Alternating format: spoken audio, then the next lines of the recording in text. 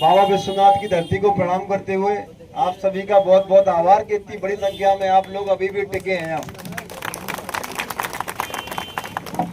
साथियों देखिए, ये लड़ाई हमारे लिए कोई नई लड़ाई नहीं है। ऐसी लड़ाई लड़ने के लिए बिजली कर्मचारी हमेशा तैयार रहता है और पावर कॉर्पोरेशन का प्रबंधन इतना घबराया हुआ है। घबराहट आपको दिख रही है ना लगातार। कभी चीफ सेक्रेटरी बात कर रहे हैं, कभी बीसी कर रहे हैं, कभी डीएम बात कर रहे हैं। भैया जब हम खत्म ही हो चुके थे, जब हम लोग कतिपय लोग हैं, वो यही तो कहते हैं कतिपय लोग कर रहे हैं, तो इतनी तैयारी क्या कर रहे हो भैया? जब हम कतिपय तो फिर तो कोई चिंता नहीं होनी चाहिए। वो कहते हैं 5% लोग आंदोलन करेंगे, तो भैया 5% के लिए इतनी तैयारी? और सोचिए अगर ये 95% 100% कर दिया, कितनी तैयारी करनी पड़ेगी इनको? बात सोचिए ना। तो इनकी तैयारियां हम प्रबंधन से कहेंगे भैया तैयारियां और बढ़ा दीजिए। इतनी तैयारियों से कर्मचारी नहीं रुकेगा, क्योंकि अभी बहुत छोटी तैयारी है आपकी। और रही बात जिन्होंने क्या विकल्प दिए, एक बार ये पढ़ना बहुत जरूरी है। 15 मई को एक लेटर आया था चेयरमैन साहब के द्वारा, सभी डीएम कप्तान को दिया था।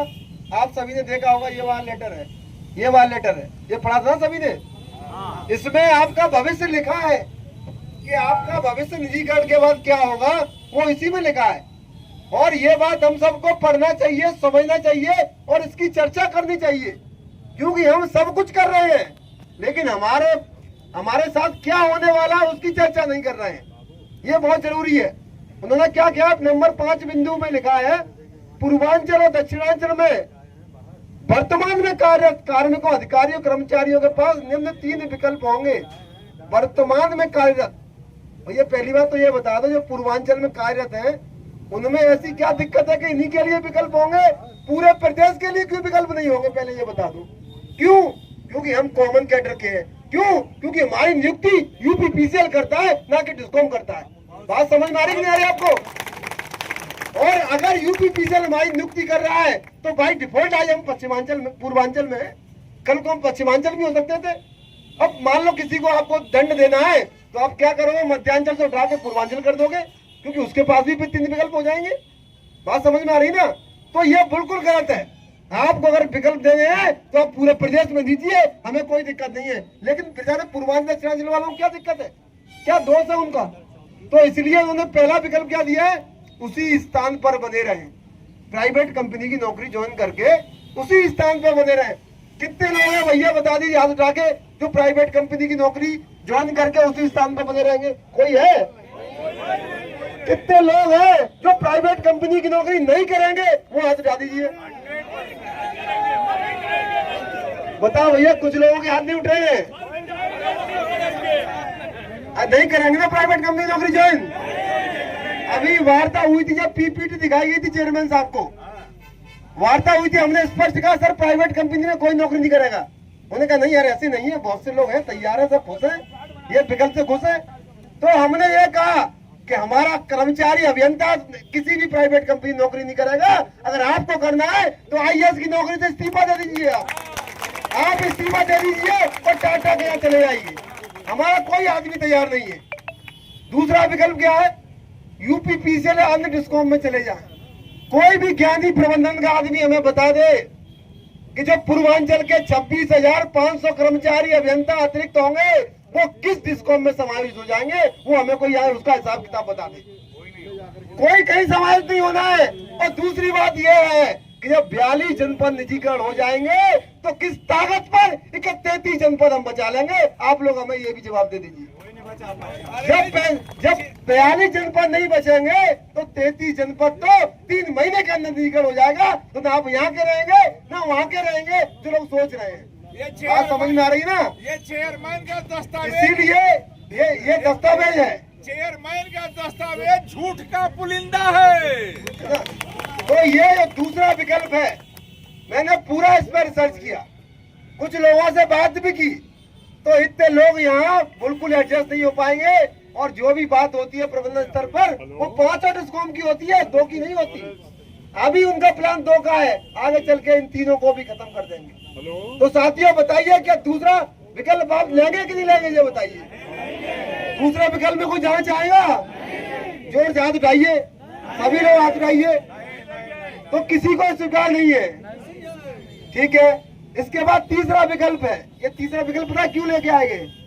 क्योंकि जब एक्स्ट्रा लोग हो जाएंगे तो भाई ऐसा तो है नहीं है कि आप 26 डिवीजन खत्म हो गए, सब डिवीजन खत्म हो गए और 26,000 लोगों को आप बिना काम करके तनख्वाह दोगे नहीं, तो निकालोगे कैसे? वो है तीसरा विकल्प, आकर्षक वीआरएस ले लो। आकर्षक वीआरएस में क्या है भाई? जिसको पेंशन ही नहीं है उसके लिए क्या आकर्षक है?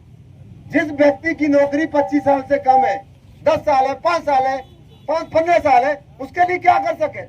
उसके लिए मैं बता दूं क्या आकर्षक है। जैसे 5 साल अगर नौकरी आपकी हुई है तो 5 महीने का वेतन एक्स्ट्रा लो और जाओ घर, ये आकर्षक है। कोई चाहिए? किसी को चाहिए भैया ये वाला आकर्षक? जिसकी 10 साल नौकरी हो गई है, 10 महीने का एक्स्ट्रा वेतन लो और घर जाओ, ये है आकर्षक। बताओ 5 महीने में अपना भविष्य परिवार चला लो, कितने चला पाओगे 5 महीने तनख्वाह में?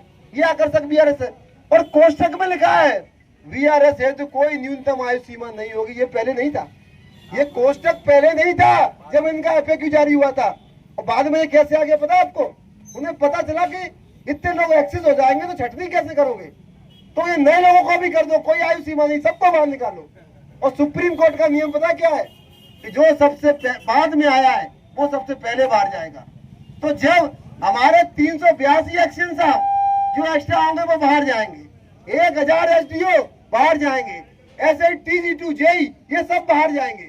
और अगर बाहर नहीं भी जाएंगे, मान लो सरकार कहती है कि हम उनको उनके पास रखेंगे, तो 2050 तक किसी का प्रमोशन नहीं होना है, क्योंकि वही इतने एक्स्ट्रा बैठे हैं, उनको बोलेंगे हम प्रैक्टिसियस HCN, प्रैक्टिसियस SDO, प्रैक्टिसियस जेई, प्रैक्टिसियस TG2, प्रैक्टिसियस हो जाएंगे। जैसे होता है ना प्रैक्टिसियस एरियर आपका जो है, उसका क्या होता है? प्रैक्टिसियस एरियर का पीढ़ी होती है परमानेंट डिस्कनेक्शन। तो आपका क्या होगा 1 साल बाद काम करने के बाद? परमानेंट पीढ़ी। अब जाइए भैया, आपको कोई नहीं पूछ रहा। तो भैया अगर पीढ़ी से बचना है तो आज लड़ना है, ये संकल्प लेके जाओ जो यहाँ से। समझ में आ रही ना आपको जो है ये? तो तीसरा विकल्प पीढ़ी वाला किसको पसंद है भैया? किसी को नहीं पसंद है। तो ये तीनों विकल्प हम कह सकते हैं प्रबंधन से कि हमारे बनारस में एक भी व्यक्ति को आपके दिए गए तीनों विकल्प में से कोई भी विकल्प पसंद नहीं है, ये हम कह सकते हैं। साथियों हम एक परफॉर्मेंस देंगे बहुत जल्दी और हम कहेंगे कि आपके द्वारा फलाने पत्र में दिए गए तीनों विकल्पों को एक ध्वनि मत से सर्वसम्मति से सभी कर्मचारी अभियंताओं ने अस्वीकार कर दिया है। किसी को भी ये तीनों प्रस्ताव मंजूर नहीं है और हम लोग सरकारी सेवा में आए हैं और सरकारी में रहेंगे। अगर आपको जाना है तो जाइए, ठीक है ना भाई? ये लिखित में दिया जाएगा उनको, तब उनको महसूस होगा किसी को भी। अभी तो कह रहे हैं कि सब लोग खुश हैं। दूसरी बात क्या लिखे? ये तीनों विकल्प एक साथ उपलब्ध होंगे, OTS, वन टाइम सेटलमेंट। तीनों विकल्प एक बार एक साथ उपलब्ध रहेंगे। पहला चुन लो, दूसरा चुन लो, तीसरा चुन लो, उसके बाद कोई विकल्प नहीं है।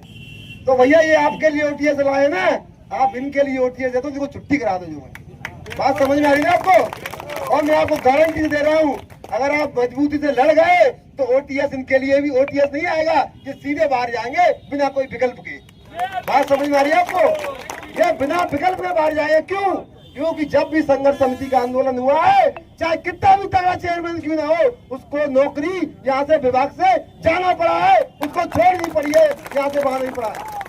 चाहे बड़े बड़े नाम सुन लो, चाहे वो 18 हो, चाहे वो 20 हो, चाहे वो 23 हो, चेयरमैन को हमेशा जाना पड़ा। ये इतिहास है। इसलिए अगर कोई जाएगा तो प्रबंधन जाएगा। आप लोग यही थे, यही है और यही रहेंगे अगर मजबूत से टिके रहेंगे। की संज्ञा दी जा रही है जो अंग्रेजों के समय आया करता था।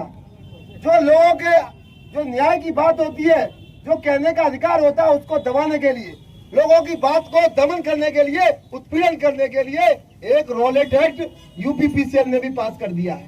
शायद आपने देखा होगा। वो रॉलेट एक्ट जो है उसमें क्या लिखा है कि बिना किसी जांच के अगर कोई दोषी पाया जाता, हमें लगता है हड़ताल में या कोई गया, तुम सीधे उसको बर्खास्त कर सकते हैं, सीधे डिमोट कर सकते हैं, सीधे टर्मिनेट कर सकते हैं। चेयरमैन साहब आपका बहुत बहुत धन्यवाद कि आपने नहीं लिखा सीधे फांसी दे सकते हैं। हम लोग तो बच गए, नहीं तो आप तो फांसी भी दे देते। बात समझ में आ रही है आपको? लेकिन साथियों आपके लिए नहीं है, मैं आपको कहना चाहता हूँ ये परामर्श मिल रहे हैं, उनसे डरिए मत। ये प्रशस्ति पत्र है आपके, कल को जब निजीकरण नहीं होगा ना तो यही आप अपने बच्चों को दिखाएंगे, बेटा मैं लड़ा, विभाग को बचाया, जैसे अभी 2012 लोग दिखाते हैं। ये आपके पास अवसर है।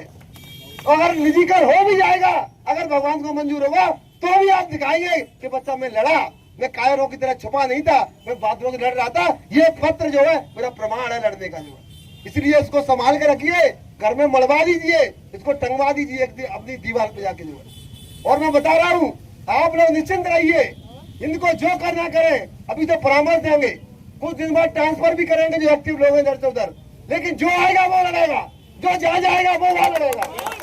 बात समझ में आ रही है? ट्रांसफर से डरने की बात नहीं है।